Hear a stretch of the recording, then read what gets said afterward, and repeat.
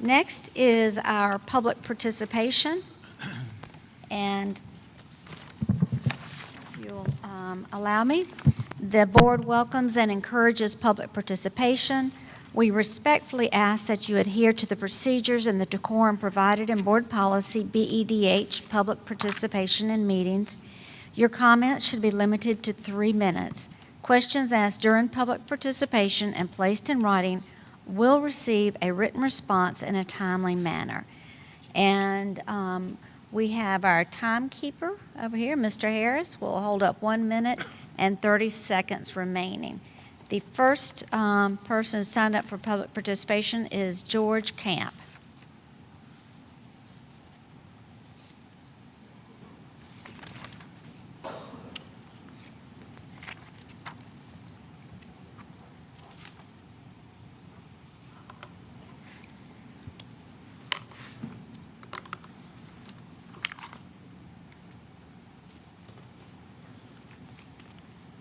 Thank you, Madam Chair, Board. You have my copy of my comments and I believe a copy of the Freedom of Information Act request that I submitted. So I won't read paragraph 1 and 2 of my statement to save time. The approach to freedom of information in the district is broken. I feel that some attempts are made to respond in some manner, but open and full disclosure cannot be associated with this matter. I would encourage each and every one of you to read the Attorney General's Handbook to Public Officials on FOIA. In part, and to paraphrase, if an agency waits the full 15 days to disclose information or to contact the requester, it is not in the spirit of the law and causes ill will and distrust by the public. I won't read paragraph 3 or 4.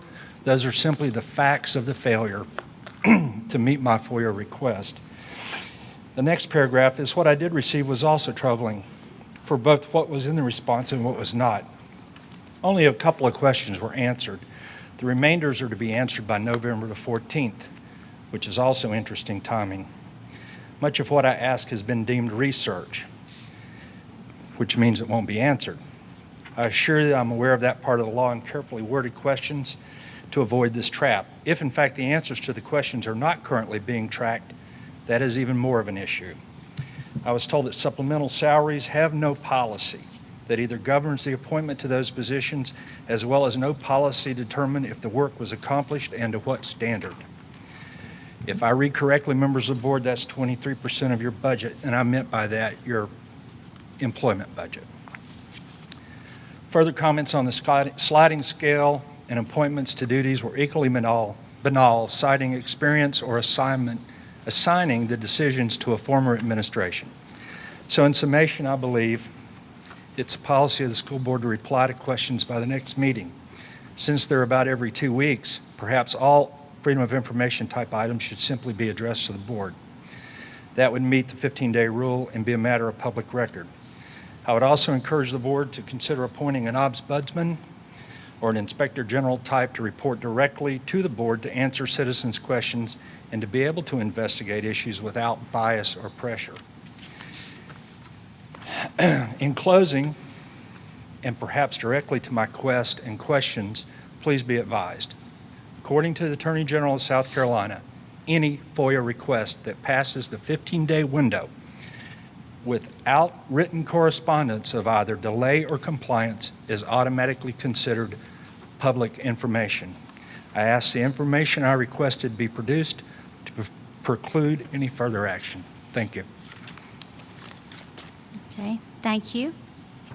Next is Ms. Murphy.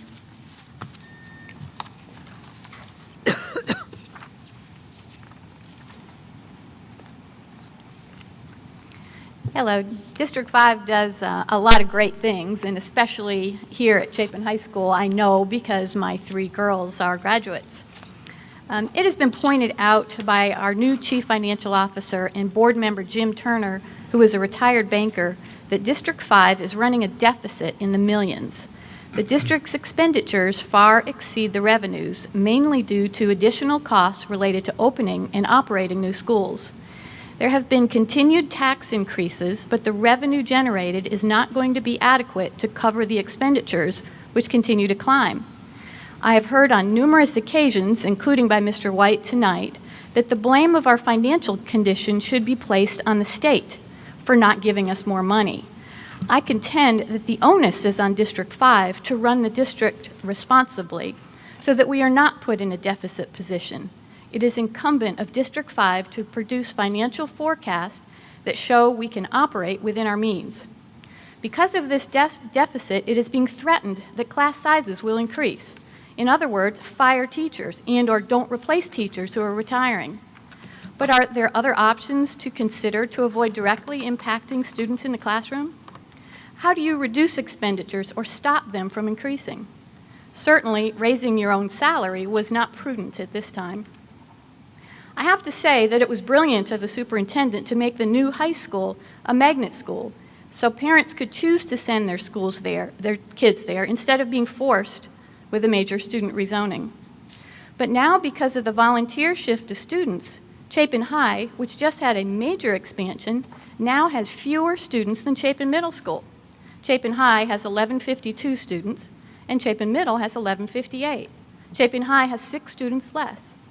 And when the 12th grade opens at the new high school, Chapin High School will have even fewer students. Though I still contend that Chapin High School was not expanded to educate 1,700 students, as has been represented by the district. If indeed it has, we should have lots of empty classrooms for about 500 more students. Maybe those empty classrooms could be utilized to help solve the bind we're in. In the mix of all this, the enrollment growth forecasted has not materialized. Though we have grown slightly in the last couple years, we are still 61 students less than the enrollment in 2008, the year the bond referendum passed. So again, how are you going to deal with this deficit? Do you close a school in Irmo so you can open the 7th and 8th grade school in Spring Hill? Or do you hold off opening the middle school until growth materializes? I hope that you would do that before closing any schools. Parents in Chapin have expressed to me that they would be happy not to have to take their 7th and 8th graders to Spring Hill School next year. Because of changing the grade configuration at the schools and throwing another school in the mix, parents with multiple children may have their children in multiple schools. Dutch Fork cluster parents who are Ms. Murphy, inconvenienced that's time. by their, may I finish my sentence? Finish that sentence. Thank you. Dutch Fork cluster parents who are inconvenienced by traveling to the 6th grade school in Irmo are now voicing the same concern. I'm hopeful to hear your plan soon. Thank you. Next is Irene Beyerwald. I see you shaking your head. Clearly, I mispronounced your last name, and I will appreciate you correcting me when you get up here.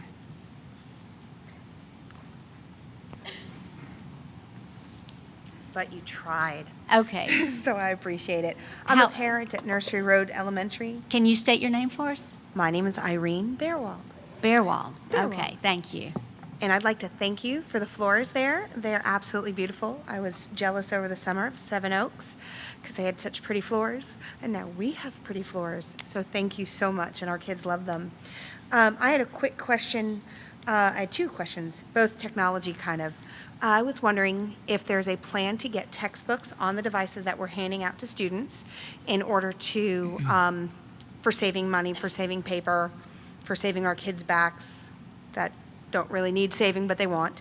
And also, is there any type of plan to get the forms that parents fill out in the beginning of the year automated, or a method to where maybe we can fill them out at home on our computer and then print them out, also saving paper, or even keeping them on record until you're notified of a child moving or vacating a school?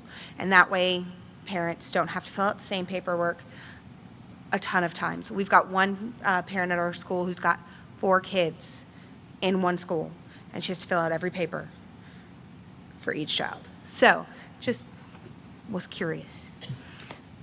I'll give this to Mr. Bounds with the Thank you. questions, and we'll get back with you. I figured. Thank you so much. Thank Good you. ideas, very That's- good ideas.